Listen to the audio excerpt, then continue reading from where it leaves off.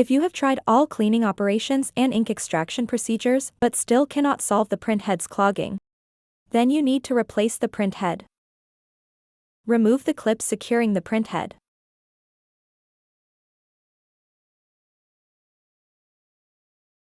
Unscrew the 3 screws fixing the print head.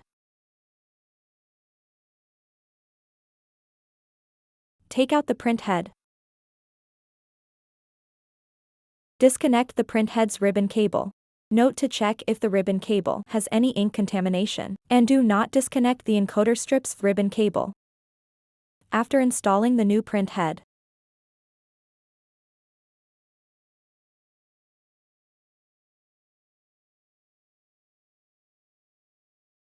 secure it with the screws and clips.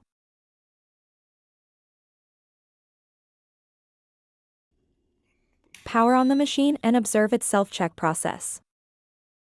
If the self-check passes and nozzle check page is good, the print head replacement is successfully completed.